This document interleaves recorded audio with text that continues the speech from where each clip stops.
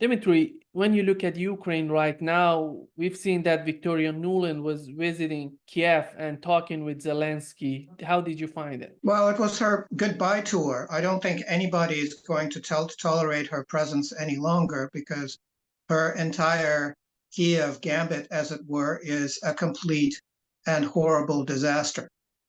So she went back there like a criminal visiting the scene of a crime.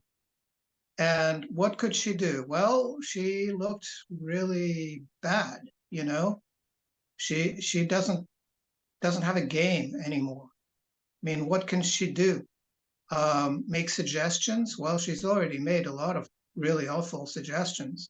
Can she make some more really awful suggestions? Well, she probably did. In any case, I think this was her goodbye tour. I think that we won't be seeing her anymore. Whoever the next administration is, whether there is one or not, I don't think Victoria Nuland has much of a political future. The one reason that they kept her around is because they really don't have any Russia hands left. They really don't have anybody who knows anything about Russia left. They're either political zealots of some sort, or they're just people who are horribly out of date, Russian emigres that are basically trying to somehow psychologically compensate for the fact that they made the wrong decision to leave Russia. So there's really nobody there to guide the process of handling Russia. And so they kept her on, even though she's a disaster and everything she's done is a failure. But I don't think that's going to go on much longer. The West's favorite figure in Ukraine is Zelensky or Zelensky, in your opinion? Neither. They're both duds. They're done. Again, the whole project is a complete failure. Now, the difference between Zelensky and Zelensky is that Zelensky is just completely detached from reality. He still feels like the Ukraine could perhaps reconquer Crimea. That's the sort of thinking that goes on in his head. He's basically in a world of his own. And Zelensky is much more down to earth. And his plan, ridiculous as it may sound, is basically kill off the rest of Ukrainian men while trying to slightly delay the Russians, because the story goes the Russians, once they're done with the Ukraine, they'll attack Europe. So Zelensky is trying to curry favor with Europe and the Americans, saying, look, we're doing our best to delay Russia, because once Russia is done with us, it will attack you. And so we're giving you time to prepare. So give us lots of money and lots more weapons, as if that's going to work. So what the Russians really have to do is, first of all, get rid of Zelensky. That's kind of what the Russian plan might be if I knew what it was, but I'm just guessing. Get rid of Zelensky because he's spent anyway. Zelensky is much more reasonable, and really all you have to do there is completely thwart his plan to delay Russia. Basically show that Russia proceeds at his own pace, regardless of what he does or doesn't do, which is currently the fact.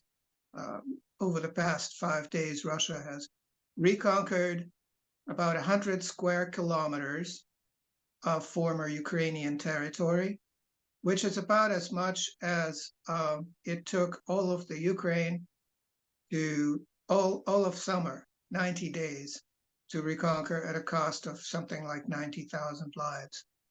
Whereas the Russian losses they're not negligible, but they're not significant. And so the Russians can really decimate the Ukrainians at the rate that they will consider optimal. And so Zelensky's game is our progress in delaying Russia depends on your charity. Doesn't really work.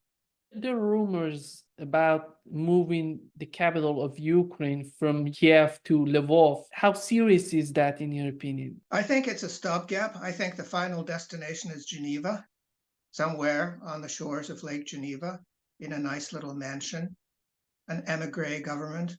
I think that's the ultimate plan. But Lvov is a reasonable stopping place. How do you see the changes that are happening right now in the United States? When you look at the Biden administration, they're not in a good shape when it comes to the conflict in Gaza, in Ukraine. He's losing a lot of voters. If a war becomes unprofitable, they know it right away. Alarm bells go off in Washington. This war is unprofitable. Start working on the next war. Because there's always got to be a war.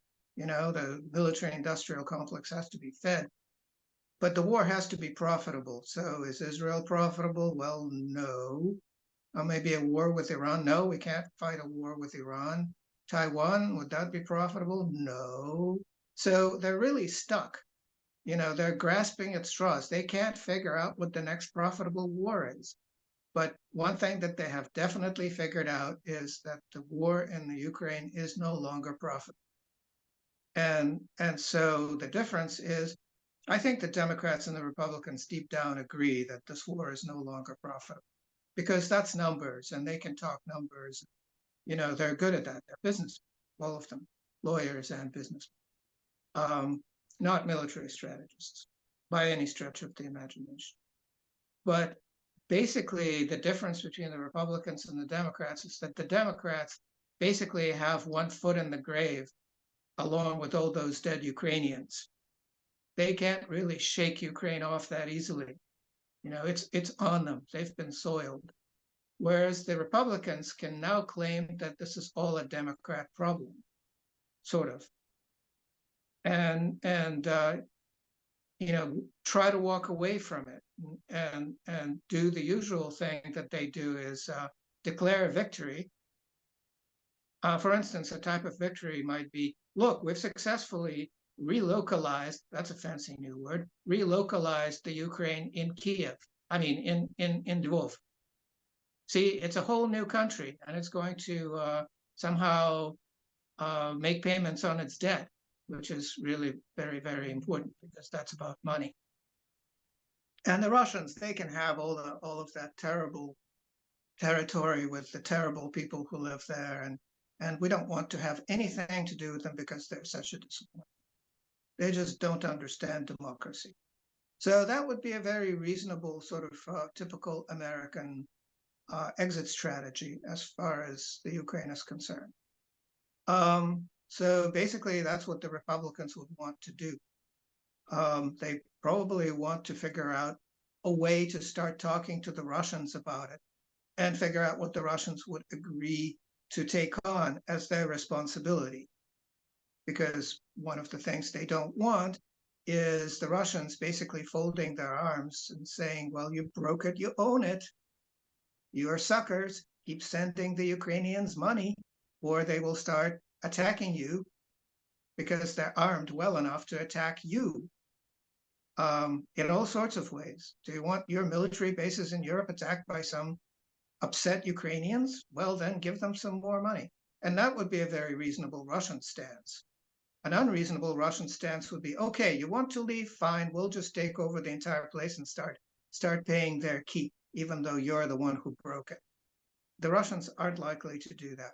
So a lot of haggling will have to go on.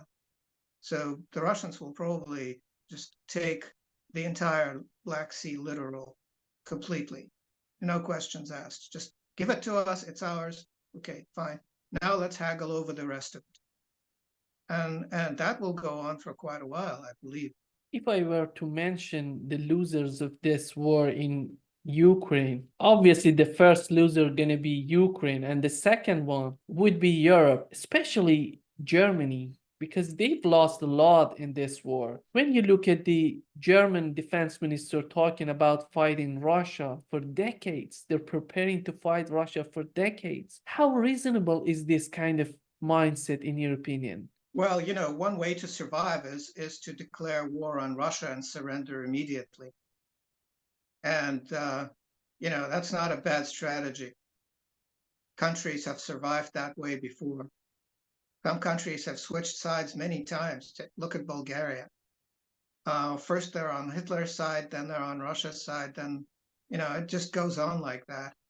So if you're a a good for nothing little country that can't make it on its own and nobody wants you, you make a menace of yourself and then quickly fold. Declare that, oh, I'm sorry, we made a mistake. We're on your side now. Please feed us. Because the please feed us thing is very important to Europe at this point. Look at Germany. Their industry is literally shutting down. They're laying off people in droves. Their manufacturing base is shrinking. They can't even make Volkswagens anymore. There goes Hitler's legacy. He's the one who made Volkswagen, people's car. Look at other countries, look at Finland. The whole country is on strike. You can't get anywhere by train or by bus in Finland. Schools are not functioning. Nothing is working there because basically they said, well, we can't. The government said, well, Russia is now the enemy. We're building a big fence. We're no longer letting Russian tourists in. So all of the tourist industry that we built for the Russians has to shut down, and it did shut down. We're no longer getting fuel from Russia, nuclear fuel or natural gas, or the very important wood waste, which kept Finland heated for a really long time. No more wood waste from Russia. Very good quality wood waste, kiln dried. So you need natural gas for that too. And so they're freezing. They're losing money. They have to work longer hours for less pay. They don't get as much sick leave. All kinds of little problems that are basically making their society very unhappy. And that's pretty far from the European center, but pretty close to Russia. And that's going to spread throughout Europe. Basically, the European people are going to be very unhappy because they've been deprived of the luxury of having Russia provide them with energy resources and raw materials at very reasonable prices. Now, the question is, will Russia ever want to supply them again? That's a very good question. Why would Russia want to supply them again? Is it reasonable behavior to do this flip-flopping? Now we're your enemy, now we're your friends. First we kill some of your people, and now we want to trade with you. I doubt that it'll go down that easily with the Russians at this point. If not Russia, who can provide them with this natural gas and energy at the same level, at the same price that Russia was providing them? Same level, maybe. Same price, definitely not, because there is no pipeline. The cheapest way to deliver natural gas is to pipe it. Basically, you take it from the well through a pipeline, through some relatively simple cleanup process, get the nitrogen out, various other things, dry it, back into the pipeline through a bunch of compressors, and to the customers, to the ultimate end user. The expensive way to do it is to deliver that gas to a terminal where it is turned into liquefied natural gas, which is a very energy-intensive process. Keep it refrigerated while it's in transit, and then deliver it and regasify it, which is another energy-intensive process. All of that requires a lot of technology and a lot of energy, and only about 2/3 of the energy of the natural gas relative to what's available from a pipeline reaches the end user. So 1/3 of the energy is just lost. It may be 15%, but if you include the cost of technology and everything else, it's probably closer to 1/3. And then there is the fact that Russia can negotiate long-term agreements because it has wells that will continue to produce gas for the next half a century at more or less the same rate. So it's a very stable system. And basically they can just feed that pipeline at cost and still make money. And that's a very good deal for the Germans. That's what made Germany the powerhouse, industrial powerhouse of Europe. Whereas the Americans are on this in this drill baby drill kind of dilemma. You know, the Red Queen kind of you have to run faster and faster to stay in place. Problem with their fracked gas. Basically, they're drilling for oil because just drilling for gas just doesn't make enough money. So they're always drilling. There's some gas-directed drilling, but not much. Most of it is oil-directed drilling. They're drilling like mad. What comes out of those wells is mostly gas. Okay, so they try as best to plumb that gas and deliver it to a terminal where it's liquefied. That costs them a lot of money. Those wells don't last long, so the plumbing is a huge burden, a huge cost to plumb all those fields, and they run out quickly. So those fracked wells are down by 2/3 within a year, some rough numbers, something like that. And the fracked oil seems to be on a plateau. The gains seem to be rather small, and it's taking more and more money to drill a well. So before, something like oil prices over $50 a barrel were enough to justify drilling. Now it's 70, 80. And next year it's going to be 120. And at some point, there won't be enough money in the world to continue drilling for their fracked oil and gas. And then it'll be game over rather suddenly. It won't take years and years. It'll take months rather than years. And right now, there's still plenty of gas having to do with the coronavirus pandemic, because at that point, there was a big drop in demand and undrilled, drilled but not completed wells accumulated, over 1,000 of them. These wells were now completed and piped out. The inventory of completed wells is rather small, so it's shrinking. So nobody knows what's going to happen once that's finished. So the whole thing with American fracked gas is rather precarious, I would say, and Europe shouldn't depend on it. As far as the Middle East, that's all very stable, you know, and I don't think those Gulf states are really eager to increase production for any reason. They're happy playing along with Russia and making sure that the prices are where they want them to be. As far as long-term agreements, they don't want to make long-term agreements with Europe, because Europe has kind of decided to play the market. Well, they're welcome to play the market some more. As far as long-term agreements, there's China. Before this happening, Russia was in the middle of the West and the East. Right now, they're totally together. How do you see these changes that are happening, that we're witnessing right now? Well, China really doesn't care about anything except China. It's always by itself. Now, the fact is that it has a really good relationship with Russia. Right now, there's a lot of haggling going on over pipelines going from Russia to China. And the haggling kind of goes like this. China says to Russia, well, who else are you going to sell this gas to? And Russia says, well, who else are you going to get this gas from? And it repeats in that pattern. You know, it's like, you know, they're knocking heads, and it's all about money. Like, who's going to pay for that pipeline, and how fat are we going to make it? And how quickly are we going to build it? And so everybody wants a good deal.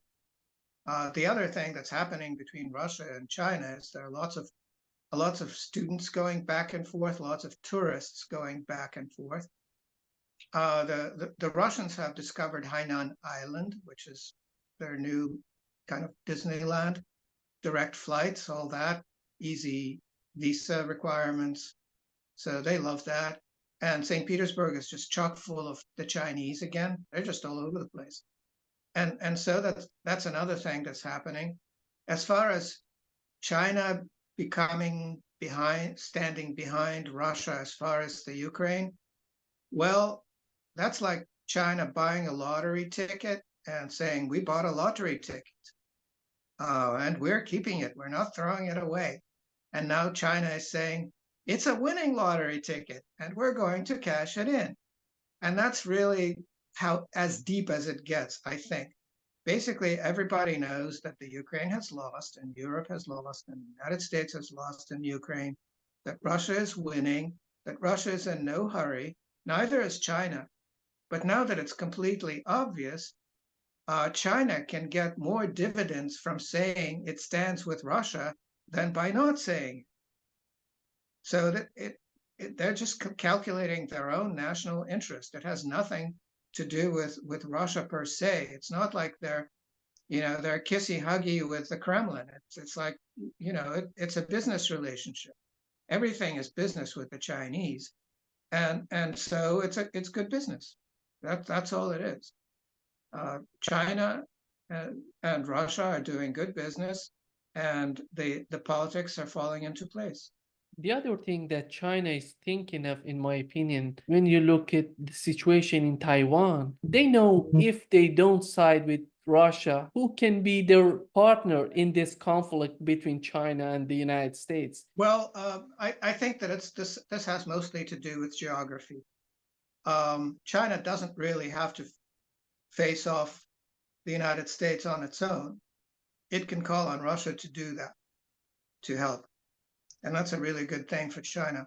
As far as Russia, the Russian Far East is huge and borders the United States. It borders Alaska.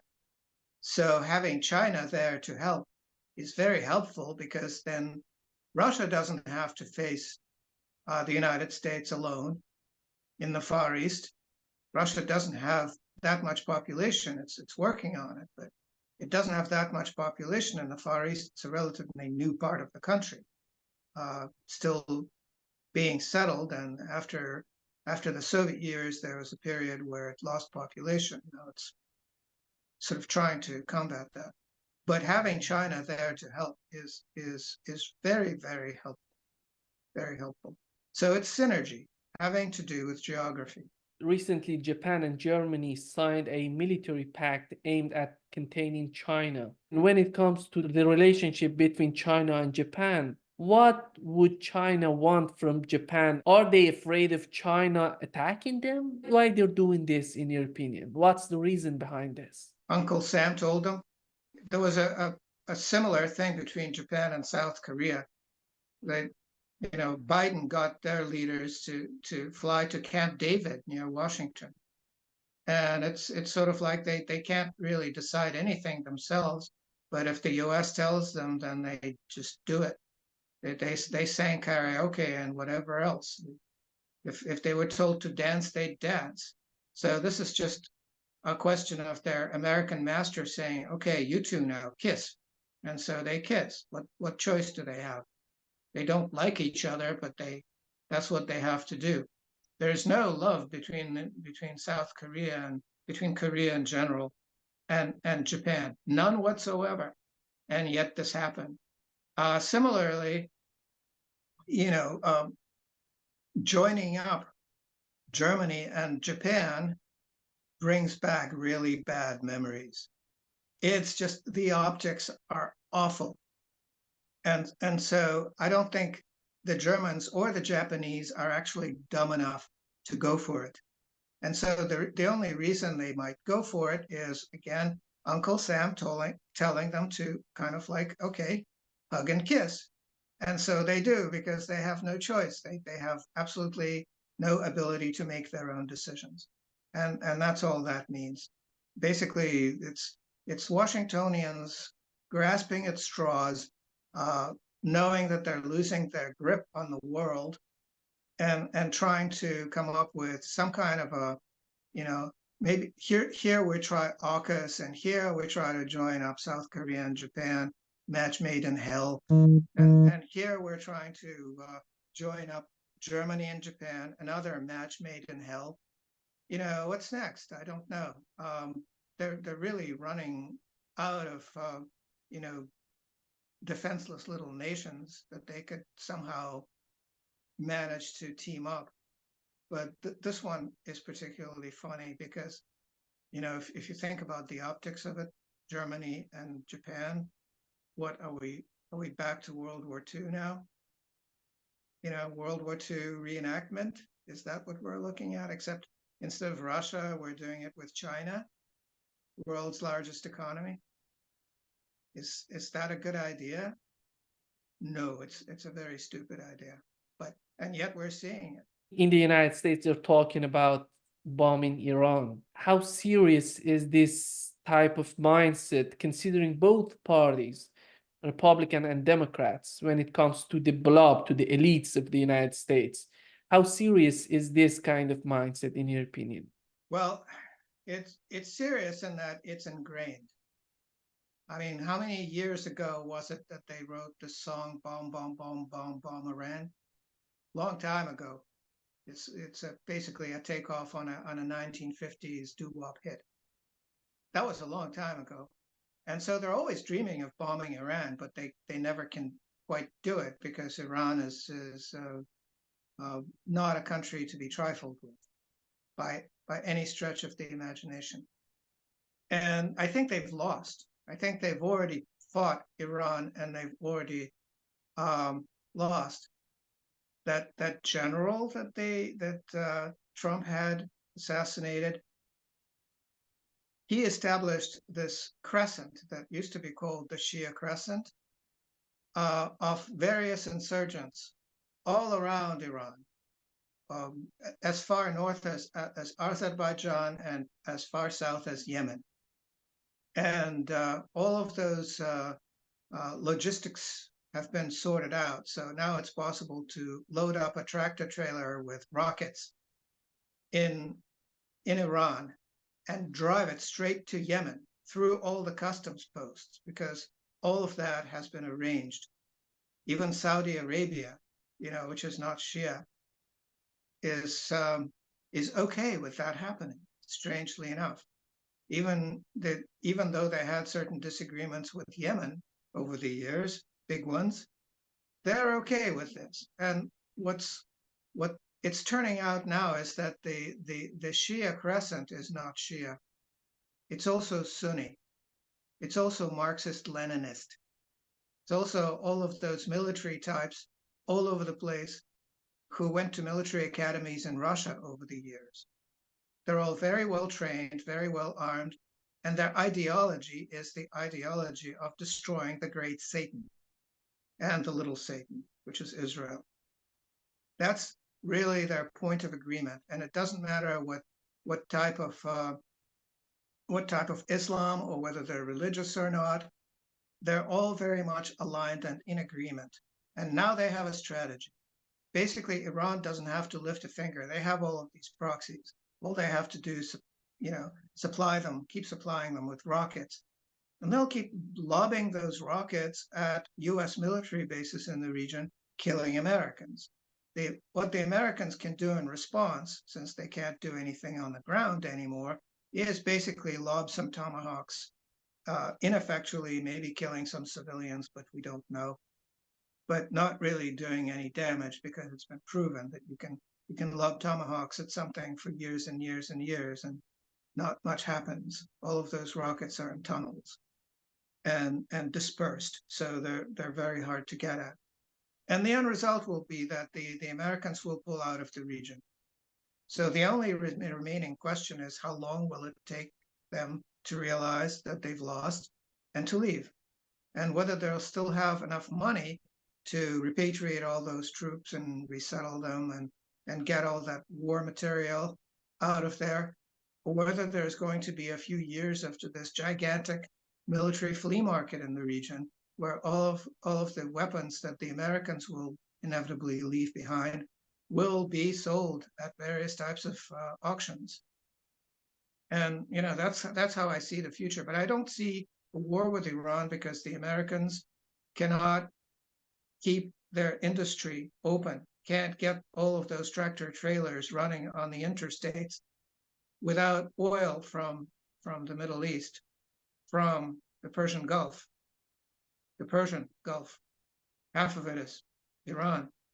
If they start a war with Iran, what will happen to the tankers that are headed to the United States that allow them to continue making diesel? and jet fuel. And what happens to the United States if there's a huge shortage of jet fuel and diesel? You know, that's enough for a revolution right there. So there won't be a war with Iran. How much of this, in your opinion, comes from the Israeli lobby in the United States, or maybe come from the Netanyahu administration and his party, Likud party? Well, right now, probably not very much, because I think Netanyahu is kind of in the doghouse as far as Washington is concerned, much as they dislike it. But he's such a bad bet at this point. He's toxic. So I don't think that he makes phone calls to Washington and asks them to please bomb Tehran. You know, I don't think that that's happening.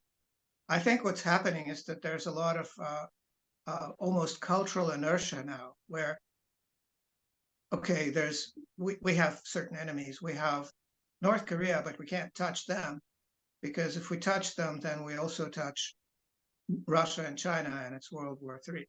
So cross that one out. There's Russia, but Russia is stronger than us militarily, and has all of these fancy hypersonic weapons. So we touch Russia, we're dead. We can't touch Russia either. China, well, we can talk about attacking China, but we completely depend on spare parts from China to keep our military-industrial complex running. So no Chinese trade, no military-industrial complex. Where do we go from there? So we can't touch China either. But can we touch Iran? Well, no, we can't either, because if we touch Iran, then we run out of diesel fuel and jet fuel, and our economy crashes, and we can't fight wars anymore. But still, Iran is ingrained as, the menace that we can still discuss. The others are just too ridiculous. But this one, we can still talk about it. And these senile congressmen and senators who've been in office for I don't know how many years, they remember very few things. Like all of the countries that end in stan, they don't mention them, because they don't know the difference between Turkmenistan and Kyrgyzstan. Forget it. But they remember Iran. They sometimes get Iran confused with Iraq, because they're sort of similar, but they do remember Iran, so they bring it up a lot.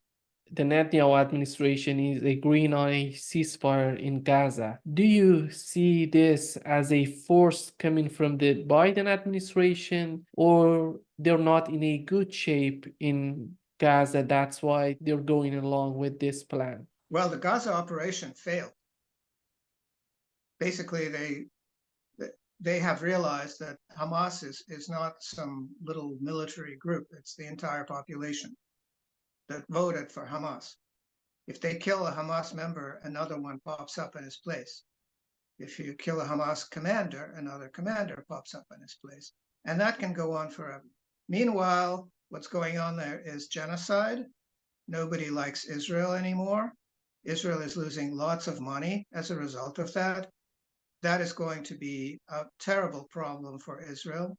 And the Israeli economy is cratering because of all the people who've been pulled into the military, and because of all of the logistical problems having to do with the Suez Canal and the Red Sea, and various additional problems having to do with countries no longer having anything to do with Israel because of pressure from their own Muslim populations and so on. So Israel is forced to try to do something different. Also, they're realizing that Gaza was a conflict that at least they could somehow hope to contain, but what's happening on the Lebanese border may not be so containable, and they've already surrendered a chunk of territory, which they had to just completely evacuate. They have lots of people, hundreds of thousands of people, who've been basically left kind of homeless, resettled temporarily. They have internal refugees now. They're having problems on the West Bank, where the Americans have started sanctioning Israeli settlers. So far, they've been afraid to touch the Israeli settlers who have American passports. That will be a Rubicon for them to cross. Once that happens, all bets are off on the entire Israeli settler West Bank thing. But basically, they're losing. The Israelis are not gaining ground. They're losing ground. They have not regained control of Gaza, really. They've just lost a lot of people and a lot of tanks. They have not regained, they're not even trying to regain control of the Lebanese border. And they're looking at a massive escalation from all of these little proxies, all of these little mosquito armies that they can't even identify. And that can go on forever until Israel is broke, until the Israelis have had enough, and most of them leave. And then you have a small, bankrupt, defenseless country. Who wants that? You know, Netanyahu thought that he could try this gambit in order to extend his political career and stay out of jail, but he might lose the country doing that. And I think that realization will gradually sink in. For 16 years, they were in power and they did nothing to solve this. Is the United States getting to the point that the Netanyahu administration and his party are not capable of doing that? Let's work on an alternative in Israel. Well, first of all, the stance of the Israeli government of, you know, slaughter a few tens of thousands of civilians and then maybe talk. And then if that doesn't work, then go back to slaughtering more tens of thousands of civilians, maybe. That's not very polite, is it? I mean, I know a little bit about how Islamic countries generally work. It's pretty easy to make enemies.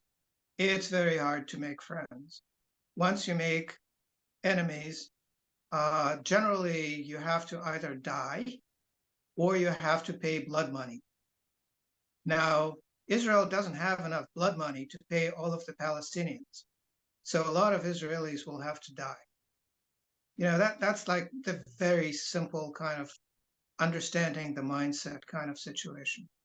So I don't think Hamas is all that eager to negotiate with people who've killed so many of their people. I think that would be a dishonorable thing for them to do at this point, and honor is very important for them. And so revenge is probably what it's going to amount to for a very long time. Now, can the Israelis sustain that?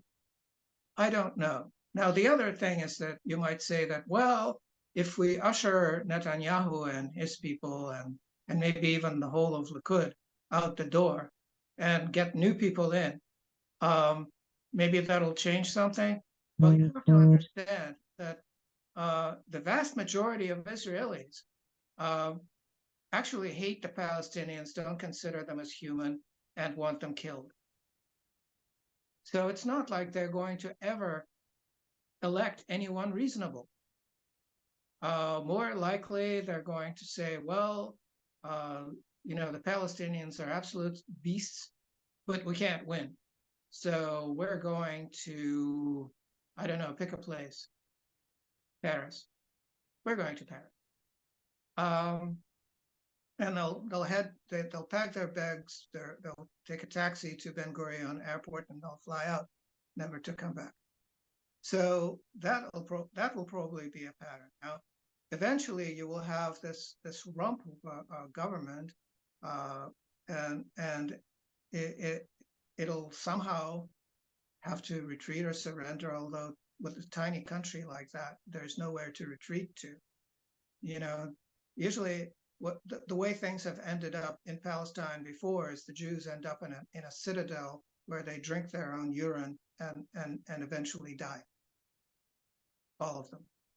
You know, so maybe it'll be a new Hadassah. Who knows? But it won't be nice. I don't see a nice political solution for Israel. Recently, Burkina Faso's interim president talked about how France was acting in his country for years, talking about fighting terrorism in Burkina Faso, and he said that they did nothing. On the other hand, by overthrowing Gaddafi in Libya, they increased the violence in that region. How do you see the position of the West, especially France, when it comes to this type of statements? Well, a lot of these African countries have gained their independence to begin with thanks to the Soviet Union. And the Soviet Union, for most of its existence, supplied it with all kinds of things, trucks, power stations, uh, building schools and hospitals, helping with administrative problems, lots of medicine, inoculation programs, etc., getting child mortality down from preventable diseases.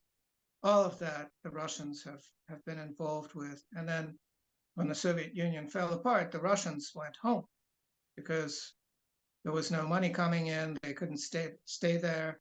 They left. And then the Europeans started recolonizing these countries. And these countries had no choice but to let them in.